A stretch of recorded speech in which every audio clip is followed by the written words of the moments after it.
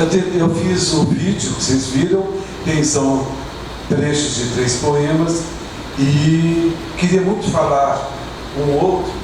Na verdade, eu não queria falar justamente esses, mas eu teria que exercitar mais, um pouco de preguiça, fez com que eu dissesse isso. Mas se você ler um outro, talvez você pudesse ler, que você tem a interpretação, eu não vou ter, mas o poema sem a palavra dicionarizada, tá? Então, não é a palavra dessas compreensíveis que nós estamos dizendo aqui, que chama roubador, tá? Então, que é mais ou menos sem ritmo, não, que é legal. Não, eu vou ler tão mal que não. Roubador, virataras, vataras, vitataras, viranas, votaras, vicataras, votaras, virateras. Vai, continua. Agora a música incidental. Estou falando, mas aí eu teria que criar a minha. Tá. Mas a ideia era essa, de mostrar aqui, ó, né? Vicurbatas, viceinas, vipestes, vantes, vipestantums, viputaras, vipestis, vantis, vipestantums, viputaras. Tá? Então é isso, é do livro, né? A Estrela Rosa, mas é isso aí, a inclusão, a criação de palavras, né, longe do dicionário. Eu acho que essa é uma das maiores dificuldades para quem está começando a ler e estudar poesia, né? Eu insisto nisso todos os dias com os meus alunos, não é, cara? Todos os dias. Poesia é matéria. Antes de ser qualquer coisa, ela é som, é materialidade. Então a gente precisa, eu gosto muito de fazer isso em sala, às vezes ler poemas em outras línguas que nós não dominamos, às vezes ler um poema em alemão, por exemplo, para que a pessoa que está escutando aprenda a ouvir o poema sem pensar no sentido. Porque eu acho que uma das grandes contribuições da poesia ocidental em especial é colocar o sentido em questão, né? E esse gesto de colocar o sentido em questão, ele tem várias implicações que não vem ao caso aqui agora, né?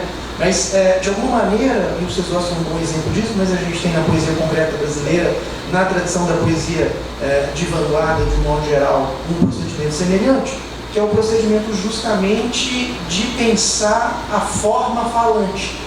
Ou seja, como a materialidade do texto, e quando eu falo de materialidade eu estou falando de som e, num sentido um pouco diferente, de visualidade, né? Não tanto a poesia sonora quanto a poesia visual, elas apontam justamente para isso, para a possibilidade de uma significação que não está no dicionário. É isso que o Jorge estava falando agora, né? E isso é realmente muito difícil, porque nós vivemos uma cultura logocêntrica. Ou seja, uma cultura para a qual o logos, ou na qual o logos ocupa o centro. Nós estamos acostumados a buscar o sentido das coisas. Nós estamos acostumados a pensar a língua como produtora e comunicadora de sentido, né? E é muito difícil a gente se despir, estou usando de propósito o verbo, é muito difícil a gente se despir disso. Né?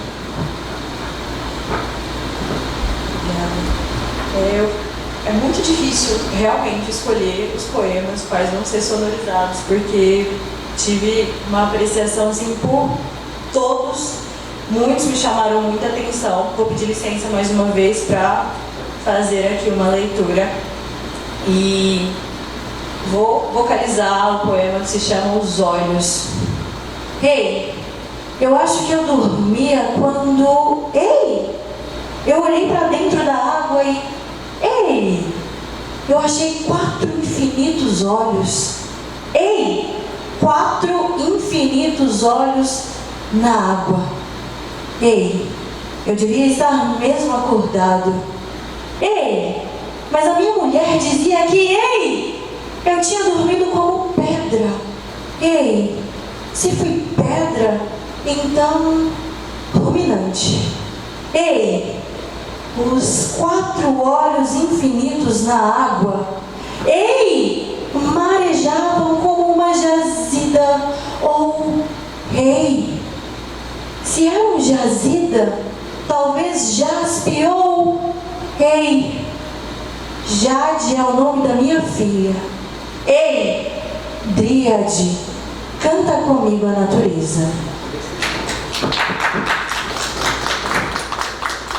E eu queria te fazer mais uma pergunta, essa eu não poderia deixar de fazer, acredito que muitas pessoas que estão sentadas ali também se fizeram essa pergunta, mas eu queria que você falasse um pouco mais dessas nomenclaturas que você trouxe e atribuiu ao seu trabalho, quando você fala da poesia biossonora, quando você fala da ecoperformance. Então eu queria que você falasse um pouquinho mais sobre essas titulações, contasse um pouco mais pra gente, por favor.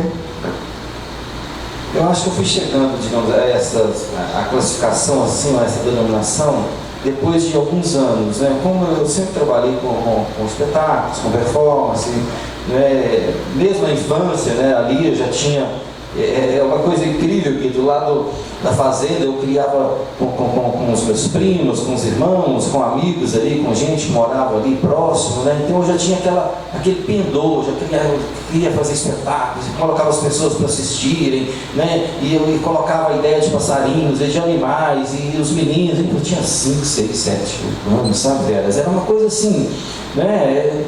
Eu acho até, às vezes meus pais já isso aí nasceu errado, né? Nasceu doido, sabe, Guido? Então, e depois, quando eu fui para a escola, estudar e tudo, né? Mas antes eu queria falar uma coisa que, quando você falou desse desejo, que às vezes que a gente tem essa vontade de entender, né?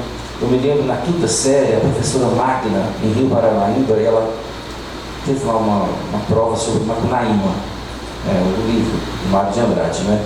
E os meus colegas de sala todos, o livro é muito difícil, professora, vamos cancelar essa prova. Ela disse, vocês têm que ler, se não estiver entendendo, eu me lembro disso.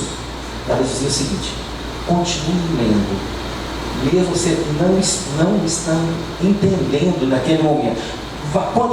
Avance na leitura, sabe? Não se preocupe em entender agora, avance depois, mas sem ficar apenas preocupado com a compreensão, né? Mas até aconteceu uma coisa incrível, né, nisso aí, porque ela disse, eu só não vou cancelar, e ela deu uma prova.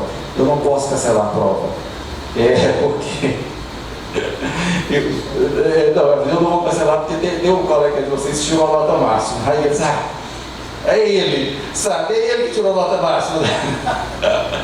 Mas enfim, então aí essa nomenclatura veio depois, porque aí quando eu fui estudar e estudando performance, eu já praticava, né, eu já fazia, realizava minhas performances, esse poema mesmo que o Nabucco leu, o Roubador, né, eu me lembro assim, é incrível isso, né, porque nós estamos criando o tempo todo, sobretudo quando não estamos, digamos, escrevendo, fazendo, né, a criação acontece numa outra dimensão, né, então eu me lembro assim, né, nos anos 80, no teatro, estudando o Antônio Artaud, né? E aí ele fazia rádio, né? Ele ia pro rádio, tudo, né? E aí a voz dele, então eu ouvia muito aquilo, e ficou essa ideia do roubador, né?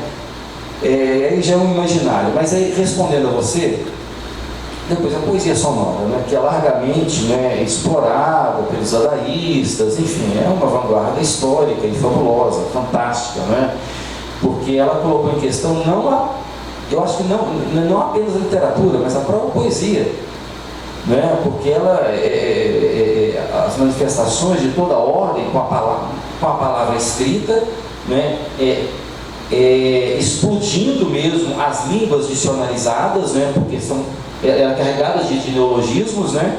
E aí se a gente chega, e aí essa relação que está presente, né, em muitos livros meus, né? Por isso tem essa herança também, né, de uma forma consciente. Se você chega na minha região, em outros lugares, eu estou sempre pesquisando a forma como as pessoas falam, estou sempre pesquisando, eu fico muito atento, né? Eu costumo dizer que eu não ouço o que as pessoas dizem, eu ouço o subtexto, né, os grunhidos, o que está por trás das palavras, as pausas, tudo, essas coisas que me interessam, né? E aí eu comecei a fazer essa relação, sabe, Veras, das experiências de vanguarda, das poéticas da voz, das chamadas poéticas experimentais, com essa forma com que as pessoas, né, naturalmente, oralmente, né, comunicam com a sua língua, com o seu povo, com a sua gente ali, no seu extrato, na sua comunidade, na sua rua, na sua casa, no seu rincão. Então, eu acho que é possível, e aí isso está muito presente na minha poesia, mas ninguém nunca falou sobre isso, sabe, nos teóricos, quem escreve. Mas é claro que isso não é um raciocínio difícil.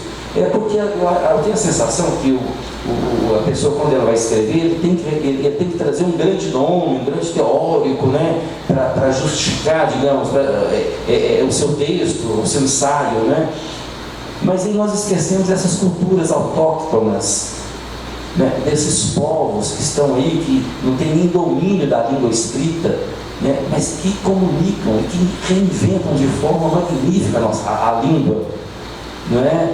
Então, mas aí chegou a isso, a biosonora, que é essa coisa de bio, né, de biologia, né, que vem do corpo, que vem do ser, não é? E aí não é só sonora, né, porque nós temos várias, inclusive no Brasil, né, os concretistas mesmo, né, que eu acho que são muito, elas têm uma validade e elas são incrivelmente criativas, mas eu acho que são muito mecânicas, sabe, previsíveis até. Não é? Então elas são de uma importância de pesquisa do campo da voz e da escrita também do poema, mas eu acho que elas são insuficientes para chegar a outros registros. Eu me lembro uma vez, num debate em Belo Horizonte, com o Cid Campos, acontecia lá uma semana, uma exposição da poesia concreta, e aí não dava, eu pedi a palavra e eu falei, olha, eu acho que, sabe quem gosta daquelas exposições, objetos, a poesia sonora, essas coisas, as crianças ficam encantadas, porque as crianças são livres, né? E aí nós começamos, aí o que acontece? À medida que a criança vai amadurecendo, crescendo, né, ela vai, a sociedade, a família, a escola vai limitando, vai cerceando, né, a sua liberdade. As crianças ficam encantadas, porque é lúdico. Ou as pessoas, né, como eu já fiz muito essa experiência, pessoas que não são do universo das letras ou das artes, ou que não tiveram uma formação assim, escolar, de pedir para abre meu livro. Eu já fiz muito isso, tem vídeos, sabe, de pessoas assim na rua. Você pode falar uma coisa comigo? Nós vamos poder gravar. Você vai abrir o livro. É um poema, mas olha, com uma condição. Você vai abrir qualquer página em volta e ler. Mas não se preocupe em ler certo. Não. Qualquer leitura é certa. É a sua leitura. Não existe leitura certa. Porque não existe. Isso eu estou dizendo. Eu acho que não existe. Né? Porque a cada leitura ou a cada interpretação ela tem uma força diferente. Mesmo se tendo ensaiado e tudo, como já fizeram várias vezes comigo. Você consegue falar de novo? Confessando disso comigo, eu consigo falar? Consigo, mas já vai ser, mas já vão ter, né, pequenas alterações, né? Mas tem uma base, tem uma estrutura. Né? Então esses termos vêm disso. E a ecoperformance é a relação com o ecossistema mesmo. Né? Então, mas mais do que o conceito ou a expressão, a nomenclatura, né? É o que está por trás dessa nomenclatura. Né? Então, sim, é uma resposta consciente, sabe, e crítica, e, sobretudo reflexiva, né? E que tem um diálogo, né, forte com as várias histórias.